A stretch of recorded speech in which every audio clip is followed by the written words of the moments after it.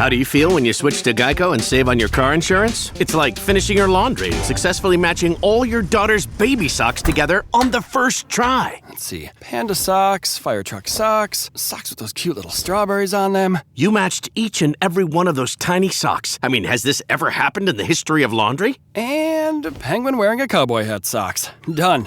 Enjoy the moment, Dad. You've earned it. Yep, switching and saving with Geico feels just like that. Get more with Geico.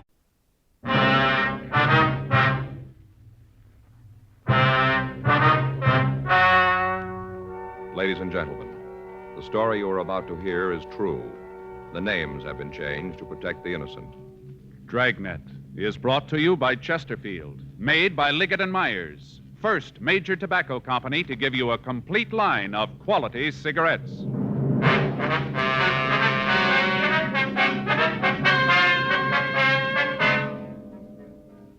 You're a detective sergeant. You're assigned to burglary detail. In the past 2 months, a thief has broken into 18 markets.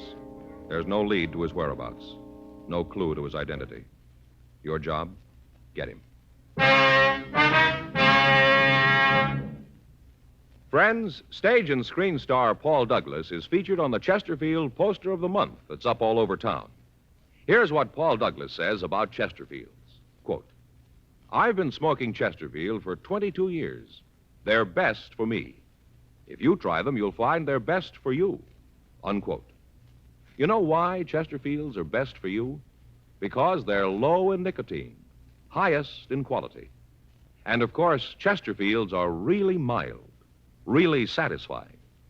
Try them yourself today. Smoke America's most popular two-way cigarette, Chesterfield. Regular and king size. Best for you.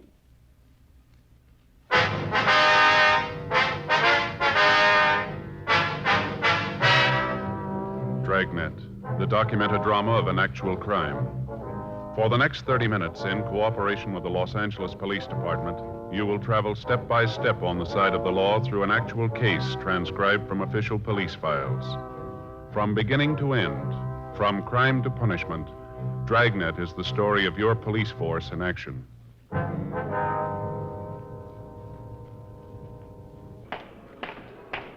It was Monday, December 14th. It was cold in Los Angeles. We were working the day watch out of burglary detail. My partner's Frank Smith. The boss is Captain Bernard. My name's Friday. We were on our way out of the office, and it was 8:05 a.m. when we got to Georgia Street Juvenile Bureau. Sergeant Lindsay Simmons' office. Yeah? Well, did you give it to him? Uh-huh. Yeah. What'd he say? Yeah. When'd he come back? Uh-huh. Well, did he have it for you? Yeah. Well, that'll teach you not to go that route anymore. All right, Patrick, tell the sergeant to call me when he gets back. Right. Oh, hi, Friday Smith. Oh, hi, Lindsay. Morning, Sergeant. Just talking to Gene Patrick over at Highland Park. You know him? Yeah, I met him a couple times. Picked up a youngster a couple of days ago on suspicion of burglary. Brought him into the office, and Patrick talked to him. Yeah. Well, he finally bought it that the kid didn't have anything to do with the thefts. He told him to go home. Uh-huh. Kid told Gene he didn't have the money to get home, so Gene gave him 20 cents. Kid swore he'd come in and pay it back. Did he? Yeah, he came in this morning, gave Patrick 2 dimes. Told him thanks for believing the story. Mm-hmm. Then Patrick got the kicker. Kid really did break into a house last night to get the money. Well, what's Patrick got to say about that? Says the kid's honest in a sort of way. He did pay him back. Where's the youngster now? Got him over Highland Park Juvenile. I better call Gene. Maybe I can give him a hand. I got a couple of streetcar tokens I won't be using. Might like to have them. Huh? Oh, hold it. If I was you, I don't think I'd bring it up to him for a couple of days. Well, what can I do for you two? Well, Lindsay, we've been working on a string of burglaries. You maybe got the word on them. I don't think so. What's the story? Bunch of store burglaries. Papers have tagged them. The milk bottle jobs. Oh, yeah. Seems Hartgrove was telling me something about him the other day. Where do we come in? Well, the way the jobs look, we've been thinking they maybe belong in your department instead of ours. How you figure that? First off, the milk thing. What do you mean? Every job he's pulled, we found an empty milk bottle on the counter. Okay, what's that prove? Well, milk and kids go together. Sure, so do milk and ulcers. Maybe your thief's got the bull horrors when he gets into the store. No, Lindsay, there's another thing. The way he prowls the places. All he takes is petty cash. Just a couple of bucks outside. Candy, cigarettes, nothing big. Some of the places he's gone into, you could open the safe with a pocket knife, and he hasn't even made a move toward him. Maybe he's a kleptomaniac. Got a lot of them on the books. Maybe that's the way he gets his kicks. Oh, it's a nice try, Lindsay. If you know anybody that can climb through a 14 by 10-inch hole, you trot him up and we'll talk to him. Okay, I haven't got the names on my desk, but you take a trip to Santa Anita, you'll meet a lot of them. Jockeys. You guys know we'll go along with you on this thing, anything we can do, but until we're sure that there's a juvenile involved, there's nothing we can do. Anything turns up, we'll be sure to turn it over to you. Now, look, we're not trying to palm this thing off on you, Lindsay. We've had the stats office make so many runs on small adults that the cards are wearing out. It just seems that none of the leads we've been chasing come out anywhere. We figured that maybe you could come up with some answers for us. Well, it's a new one on me, Joe, this milk bet. I've heard of a couple of thieves that went for it, but I can't name you a juvenile offhand. I'll pass the word around the day watch, see what they can come up with. I'll leave a note for Hartgrove. He can pass it on the night watch. Well, appreciate anything you can do. No trouble. Been running you ragged on this, huh? It's pretty rough. It's just that we can't seem to be able to come up with anything that adds. Yeah. Oh, excuse me. Yeah. Georgia Street Juvenile, Sergeant Simmons. Yeah. Yeah, they're here. Which one? Okay, hang on. For you, Joe, your office. Thank you. Friday talking. Yeah. Right away. What's the address? Yeah. No, I got it. We'll leave right away. Who? Yeah, call him. Thanks. Well, come on, let's go. The milk bottle kid, he hit again.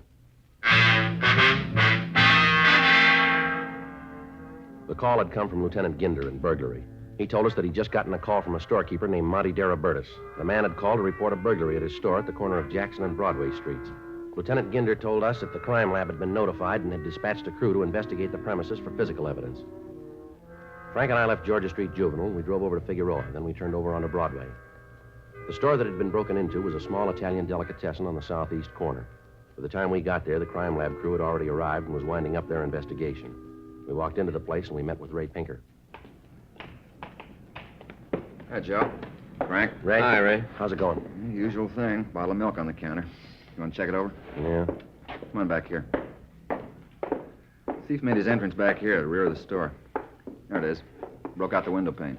Yeah, not very big, huh? It measures 9.5 by 12 3/4. No alarm on the window, huh? Yeah, you can see the wires here. Take a look. Oh, yeah. How come the alarm didn't go off? I talked to the owner. He said he's had trouble with the alarm system the last couple of weeks. Called the company and asked them to fix it. Mm-hmm. He thought it was okay. Guess there's something wrong someplace. Didn't work last night. What kind of alarm was it, Ray? Outside on the building. You know the kind. Yeah. What did he take this time, Ray? Usual run of stuff. According to the owner, there are about 4 cartons of cigarettes missing, several boxes of candy. Can't be absolutely sure. Says he's got to check his stock. Be better if you talk to him on that. Yeah, we will. We'll catch him later. Want to wait a minute? I'll check and see how the boys are doing on the prints. Have them check the counter and the milk bottle. Fine, thanks, Ray. Be right back. Right. Well, I wonder when we're going to blow the whistle on this guy. I don't know. Can't do it fast enough for me. Well, I'm with you. Hey, Joe. Look at this. You know, I'd like to get a couple of those before we leave. What are you talking about? Salami, Joe. Those right there, the hard Italian kind. See, right there? Yeah. I remember last summer I was up in San Francisco. Yeah, I remember. Went up there to pick up a prisoner. Remember you were collecting days off? Yeah, I recall. I had 100 of them coming. Yeah, pretty funny. Anyway, I met Dan Shelley up there. You mean the Irish tenor? Yeah, he and I went down to Cookie's bar for lunch. Cookie had some of this salami. Sliced it like paper. You could almost read through it. Oh, that's the way it's supposed to be. I know, Joe. Anyway, Cookie sliced up a bunch of it, served it with cold cracked crab. Boy, I never tasted anything so good in my life. Don't you ever read the newspaper through sliced salami? Yeah? Well, I never have. Have you? All the time. Just the funnies. Well, anyway, Faye's tried to find them for me. Salami like this. Brought home all kind of things, but she's never found the right kind. You know, they'd be hard enough to pound tacks with them. She got them home. Boy, never forget old Cookie and that spread. Well, if you can get your mind off food for a minute, and I know that'll be tough, let's get on with this thing, shall we? Yeah. Sure got to buy some of these before we leave. Just like Cookie had. Yep. Just finished with powder, Joe. Yeah. Nothing. Whoever it was drank the milk. He took the bottle out of the refrigeration compartment. Bottle sweated, and there isn't a print on it we can lift. Oh, that's too bad. None of them any place, huh? Yeah, we've gone over the place from top to bottom. If they're there, we can't find them. Well, that's not much help, is it? Came up with one thing. Maybe you can make something out of it. What's that? Outside the window in the back parking lot. Came up with an open package of cigarettes. Don't know if it belonged to the thief. Anything on it? No. Fog last night ruined any prints that were on it. Boys have got it if you want it. Yeah. Well, we'll take a look at it. Looks like everything's against us, huh? Another blank. Don't envy you guys trying to break this one. Most of the time there's a leak someplace. Somewhere along the line, the guy's going to make a mistake and not cover something. Yeah, we've been saying that for weeks. This is either the smartest thief I've ever seen or the luckiest. What's this make for him? Number 19. A lot of chances to take for nothing. He's not getting anything out of the jobs. Maybe he isn't, but we are. What? Headaches. 9:38 a.m. We talked to the victim. He told us that as near as he could figure, there was approximately $4 stolen from the store. He went on to say that he'd ascertained that 5 cartons of cigarettes and several boxes of candy bars were taken. He was unable to tell us if any other merchandise was taken until he'd made a complete inventory. He went on to tell us that there was over $600 in the safe, but that as far as he could tell, there'd been no attempt to break into it. We made a canvass of the neighborhood and talked with the neighbors. None of them recalled having seen any suspicious people in the neighborhood the night before. None of them had seen any suspicious automobiles in the area. The one thing that was apparent was that the thief was working in a definite pattern. He worked only on Friday and Saturday nights, always between 8 p.m. and 12 midnight. Frank and I met with Captain Bernard, and it was decided that we would maintain a rolling stakeout in the area in which the suspect operated. 4 other cars from Metro Reserves were assigned to work with us. For the next 5 nights, we worked without results. It was slow and tedious, but considering the lack of information on the thief, it was the only way we had left. We had to be on or near the scene when the thief struck again. Saturday night, December 19th, Frank and I met and drove out to the area. The streets were crowded with early Christmas shoppers. I'll sure be glad when it's over. Why? What's the matter? How many rooms in your apartment, Joe? 3. You know that. You've been there. Yeah. No, there won't be enough room. What are you talking about? Faye? What's Faye got to do with this? Hack, Joe. Real hack. Why? What's the matter? I got up this morning. I felt great. Faye's got breakfast on the table. All nice. A couple of eggs, little pig sausages. Nice, you know. Yeah. I come down to the table. She's got the food on, and I hit her with it. What, the food? No, Joe. I hit her with what I'm about to tell her. I tell her I'm going to have to work tonight. Mm-hmm. You've worked every night this week. What's wrong with that? Well, that's the way I figure it, so I got a way out. You have, huh? Mm-hmm. Today is Faye's birthday. Well, you didn't tell me. It's not good to tell people, Joe.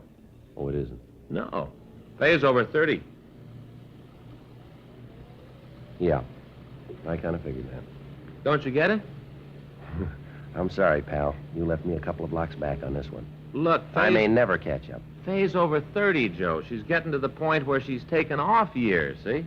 How can you give a person a last birthday present? Yeah. I tell you about it. You're going to give her a present. Only now instead of 30, she's 29. You understand? Well, to be perfectly honest with you, no. But as long as you do, it's perfectly all right with me. Yeah. What about this morning? Well, I told her I was going to have to go to work. I got this present for her. Brand new deep fat fryer. Real good. What? All wrapped up. Deep fat fryer. All wrapped up with ribbon. Beautiful, shiny, beautiful. So you gave it to her. Did it do any good? Not a pound. You know what she does with it? Well, at this point, I wouldn't even want to guess. I'm serious, Joe. This may mean the end of my home. Go ahead. She doesn't even open it. Just puts it in the closet on the back porch. Doesn't even pull the paper apart to peek at what's in it. Real mad, Joe. She may not let me back in the house tonight. Well, you can apologize when you get home. I don't know, Joe. Faye's pretty sore. Didn't even open the present. Not Wait a even minute. a peek, huh? Listen. Yeah. Tell where it's coming from? Yeah, sounds like up on 7th. Come on. Yeah, right here. Pull up. Come on. I'll take the front. All right.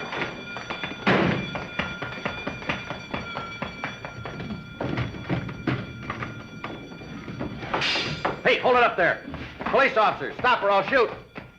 Frank, he's coming around your way. Okay. Take it easy. Go ahead and shoot. Come on and kill me. Go ahead and shoot me. It doesn't matter anymore. Go Everything on. all right? Yeah. Just a kid, Joe. Yeah, see. What are you doing in the store, son?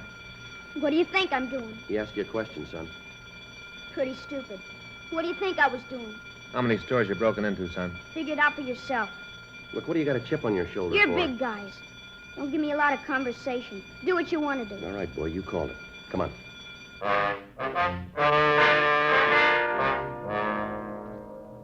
11:50 p.m. We called the office and told them that we had a subject in custody and that we were taking him to Georgia Street Juvenile Bureau. We put the boy in our car and we waited until a radio car arrived. We asked the officers to notify the owner of the store and stand by until he got there. We also asked that they make a 459 report. 11:55 p.m. We started to take the youngster to the Juvenile Bureau. What's your name, son? What difference does it make? Acting like that isn't going to help you. You guys pick me up, remember? You worry about it. I got nothing to be afraid Oh, of. yes, you have, boy. You could have been shot back there. Maybe you should have pulled the trigger. Look, son, what's the matter with you? Why are you acting like this? You just got real lucky back there. That's the only reason you're alive now. It was dark in there. As far as I could tell, you were an adult. You didn't stop when I told you to. Now, according to the book, I could have shot you. You know that, don't you? Killing a kid. That'd make you a big man. No, I'm just bringing it up to prove a point. Save it. Now, look, son. I'm going to tell you something. When you break into a place at night, you're not a kid anymore. You're asking for trouble. You got both your pockets full of it. The way you work tonight makes us think you're mixed up in a lot more thefts than just tonight. That right? You ever been arrested before? No. Never been in trouble with the law, huh? Sure. I'm a real criminal. I got a ticket once for riding my bike through a boulevard stop. Radio car stopped me and tagged me. Big deal. But they're going to send me to San Quentin. Maybe you can give me the gas chamber. How old are you? What difference does that make? How old are you? You figure it. All right, you look like you're about 11 to me. That's what everybody thinks. I'll be 15 my next birthday. Don't kid us, son. It's the truth. 15. That's what I'll be. 15. When were you born? 1939, November 2nd. You're small for your age, aren't you? Why do you say that? Aren't you? It's got nothing to do with it. Nothing at all. I can do anything any other kid can do. Anything. Don't you forget that. What's the matter with you? Is that a sore point with you? Huh? Your size, is that a sore point? There's nothing wrong with my size. Doctor says that I'm all right. Just that some people aren't meant to be as big as others, that's all. There's nothing wrong with me. No, come on, son. What's your name? Now, look, you know we're going to find out. How are you going to find out? We will. Now, why don't you save us all a lot of time and tell us the truth here? Be better if you did. If I do tell you, you going to put it in the papers? What? I tell you, there are going to be a lot of reporters around. My name going to get in the papers? Not from us. Can't tell you then. You mean if there's no reporters around, you aren't going to tell us your name? Is that it? That's the way it is. It's kind of funny, isn't it? Maybe that's the way it looks to you. Where do you live? Can't tell you that either. Look, you got things all wrong, son. It isn't what you want to tell us. That's got nothing to do with this. You're going to tell us what we want to know sooner or later. Where are we going? Georgia Street. That's where the jail is. Why do you ask that? Because I want to know. Yeah, there's a jail there. Reporters? What? They're going to be reporters there. What is this thing with reporters and you? What's this all about? Reporters put your name in the papers, don't they? Sometimes. Well, you get the reporters all lined up. You get them from all the papers. You have them there, and I'll tell you all about it, the whole story. You just get the reporters and the photographers. Be sure about them, because I want some pictures, too. Well, look, let me get this straight. What? You say you aren't going to give us any information without the press being there. Is that right? That's the way it's going to be. Well, you got it wrong, boy. What? Doesn't make any difference who's there. You're going to come around. Yeah. We'll find out.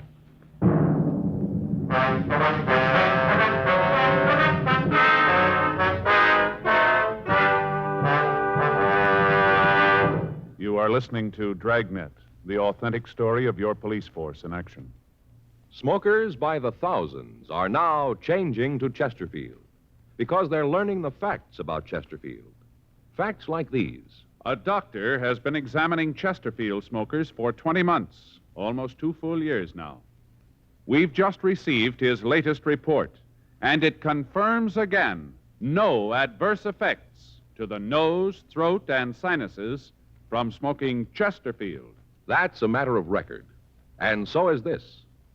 Chesterfield is the only cigarette proved highest in quality, low in nicotine. Those are the facts about Chesterfield.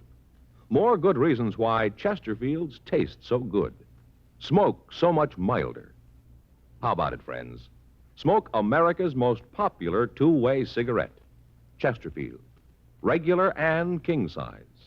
Best for you.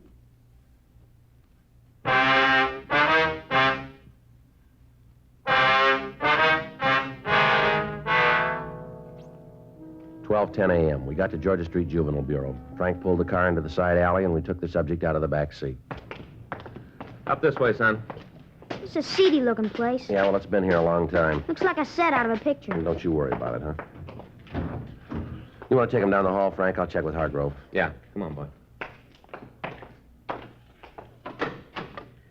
Hi, Friday.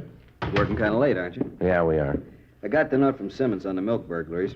Checked around the night watch. Nothing on it, so I didn't call you. I don't think you have to worry about it. I think we got the answer. Yeah? We just picked up a kid. We got him dead to rights in the market. Open bottle of milk right next to the cash register. Where is he now? Frank's got him down the hall. You think he's your boy? Yeah, looks like it. Everything adds up. The entrance, what he tried to take, the milk. All along seems to fit. You got that kind of a case. What are you worrying about? Just two things. Yeah? Who he is and why he did it. He won't tell you? No. He's got some big thing working about the press. Says he won't give us anything without reporters being there. Makes it rough, Joe. You know the policy. Yeah, I do. He won't let us help him. If he wants publicity, take me down. Introduce me as a reporter. Well, that might do it. Won't do any harm to try. Let's go. Go ahead. Thanks. Who am I going to be? Well, tell him you're Sid Hughes from the Mirror, huh? Yeah, might as well be one of the good ones.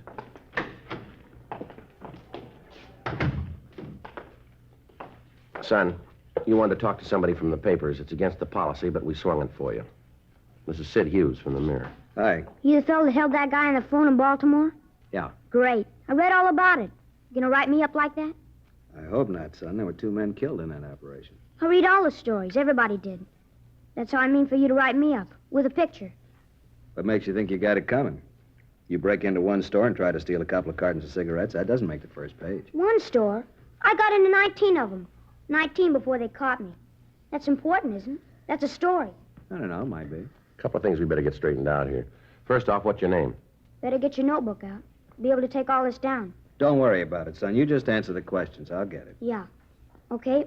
My name's Elroy Graham. That's Elroygraham. Yeah.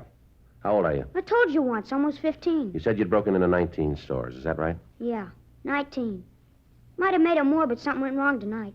Had trouble with the burglar alarm. Thought I'd turned it off. Bad mistake. Be still working if it wasn't for that. Guess it only takes one, though, huh, Mr. Hughes? Yeah, I guess so. You want to tell us why you did it? What? You had to have a reason for committing these robberies. You want to tell us what it was? Sure. Good reason. Real good. All right, tell us. Well, you see, I always had trouble at school. Never seemed to quite make it. All the guys liked me. They all did. All the girls do, too. Got girls calling me almost every night asking me to take them to dances, stuff like that. I don't go much for stuff like that. You can understand, can't you, Mr. Hughes? Go ahead, Elroy. Well, they wanted me for all the teams, football, basketball. All the time asking me to play. But I figure if you want to get ahead in the world, you gotta have an aim. Someplace where you want to get. Figure out that. Work for it and you're gonna get there. Don't you find that true, Mr. Hughes? Go ahead. That's the way it was with me. All the time turning down offers to be on some team. Telling some girl that I couldn't take her to a dance. Just didn't have the time. Somehow I just couldn't make it. You can understand it. You've been around, you know all the successful kind of people. You write something and a lot of people read it. You know what I mean. Don't you? Well, what's the matter? Something wrong? I'm trying to tell you what happened. I'm giving it to you straight. What's the matter? Now you want to tell us the truth, Elroy. What? I don't know why you're trying to sell us this line, boy. It isn't necessary. I don't know why you did what you did, but I do know you had a reason for it. Now, that's all we want to know, just the reason. You don't believe me? Afraid not. How about you, No, son, I don't. Mr. Hughes? No. Can't even lie right. Can't even tell a lie good. All my life I've been trying to be like other kids. All the time getting beat up, getting left out of things. You know why? Do you know? Go ahead, son. Big reason. Biggest reason in the world. 'Cause I'm almost 15 years old. I'm 4 feet 7 inches tall. 4 feet 7. Weight 97 pounds. That ain't very big, not big enough. All the time, other kids shoving you around. All the time you're the joke. Gets to the time when you figure it's easy to laugh, too. Because if you don't, some kid's gonna beat you up. Gets to the point where you don't care anymore. I used to clip out those coupons and send them in. Get the books back on how to build myself up. Worked at it. Didn't do nothing for me. I was still 4 feet 7 and weighed 97 pounds. All the stuff I took didn't do no good.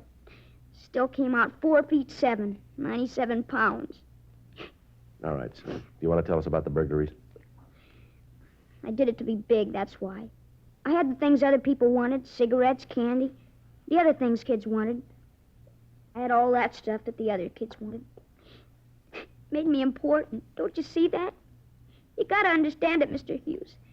That's why I wanted my picture in the paper. That's why I wanted the story. So the kids would know that I'd done something big. So they know. All right, son. It's going to be all right here. No, it isn't. Like everything else I tried to do, I loused it up. I didn't mean to steal, but it was the only thing to do. The only way I had. Now, wasn't there some other? No. No, there wasn't. All the time the other kids laughing. All the time talking. I just couldn't stand it anymore. I just couldn't. Here you go. Thanks. You can understand it, can't you? It makes sense. What's that, son? Wasn't so much the kids saying I was little. Yeah. But I didn't want them to think I was small.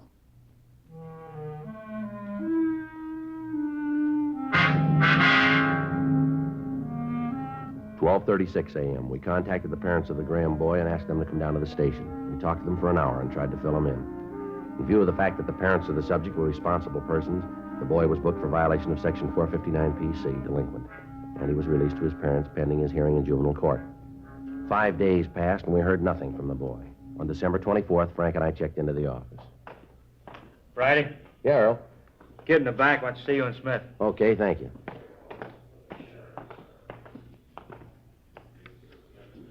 Hi, Mr. Friday. Well, hello, Elroy. What can we do for you? Well, I guess you think it's kind of funny. What's that? I want to tell you that I sure think it's good what you did for me. Helped me with that burglary thing the other night. Well, it isn't over yet, son. The court still has to make a decision on it. Yeah. But what you did to make me feel better. As far as I'm concerned, whatever the judge decides, I'll go along with it. I had a long talk with my folks, so we got it all talked out. All the way talked out. Well, that's good, son. We're glad of it, son. Maybe you guys won't like it. I mean, me knowing you such a short time and all. But I wanted to bring you these. Merry Christmas. Well, that's awful nice of you, Elroy, but it isn't necessary. I want to give them to you anyway. For what you did for me.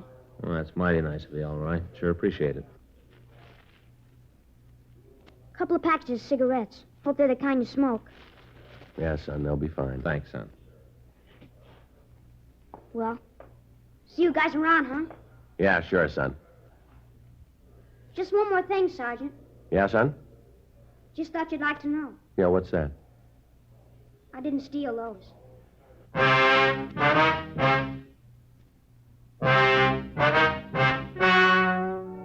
The story you have just heard is true.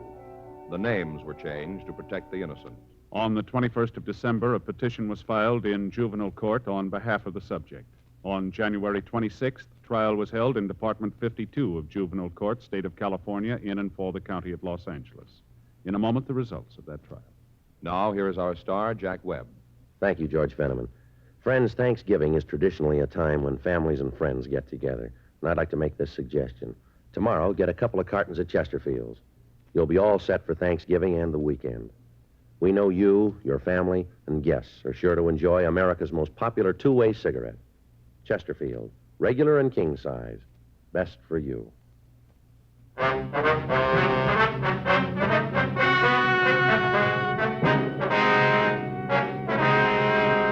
Elroy Merton Graham appeared before the juvenile court where he admitted the alleged burglaries. At this time, under the counsel of the judge of the juvenile court, the subject was placed under the care of the probation department for a period of 3 years, with the provision that his parents take him to a competent psychiatrist. Ladies and gentlemen, don't forget your letter carrier when he makes a special trip to call on you for muscular dystrophy. Reach in your pocket. Give for muscular dystrophy.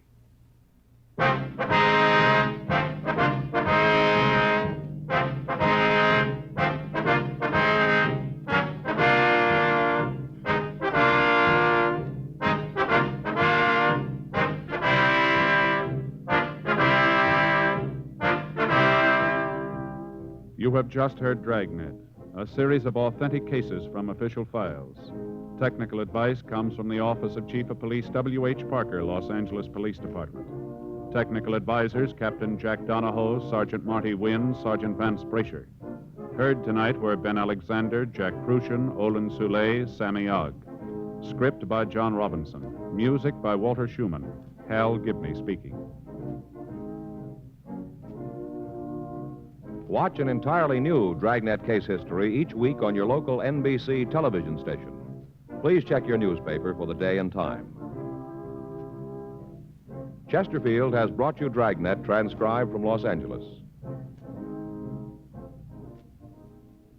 Have you tried new cork tip Fatima? It's the smooth smoke with Fatima tips of perfect cork, king size for longer filtering, and Fatima quality for a much better flavor and aroma. Fatima is made and guaranteed by Liggett & Myers Tobacco Company. Try Fatima today.